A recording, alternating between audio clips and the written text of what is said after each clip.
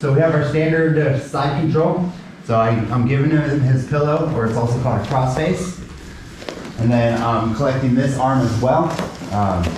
Usually, if they're doing proper jujitsu, he's gonna have good frames, which is fun, right?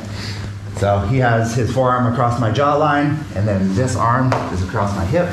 That way he can start like bumping and pushing and shrimping and getting back to like a better position for himself. So I'm giving him the crossface. I have the arm in, and I like to just go gable grip.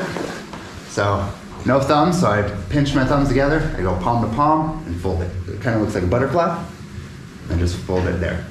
I don't want to interlock my fingers. That's actually weaker, and you risk hurting yourself. And I don't have thumbs, and that's weaker as well. So it's just here, fold it. Give it a little shoulder justice. That's just dropping my shoulder. All right, when I go into Kesa, I'm gonna let my grip go, and then I'm gonna start moving this arm over the arm to switch my pillow. As I'm going to switch, I pull his head up. That way it's a smooth transition. So I kind of just lift my arm, switch. This one comes out. And I like to grab onto the elbow to like really pull it up, because if it's down and I sit through, I just have this weird headlock and he's probably gonna take my back. So once I switch here, I'll reach down and grab right on the elbow and pull it up. That way I can sit through right underneath the arm.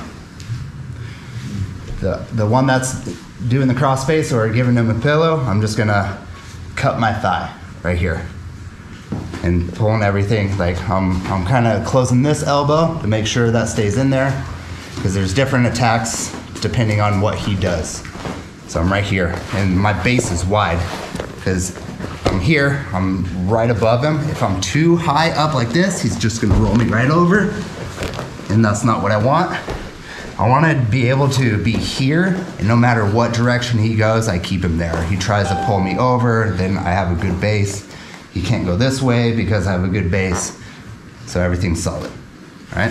The other thing too, he's keeping his head up to talk to you guys, but when you're in this position, you want to be forehead to forehead. If I do this, and that will happen. If I'm doing stuff like this, like a lot of people push in their chin. Right in the chin. Try to throw their legs over, and it takes me right over. Right? So from here, and I can do this part all at the same time, but let's just break it down just so you can go step by step. So, standard side control, switch my pillow, reach down, pull it up, and I sit through. So, and then I'm cupping my thigh here and making sure everything's in. I'm kind of closing both elbows here, all right? And you're gonna wanna be down when you're doing it, okay?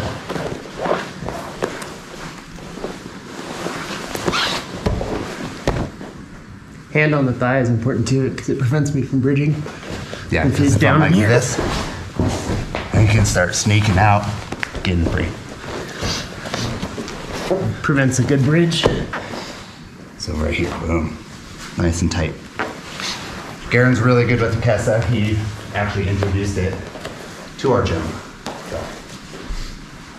Any questions? All right, on 3. 1, 2, 3.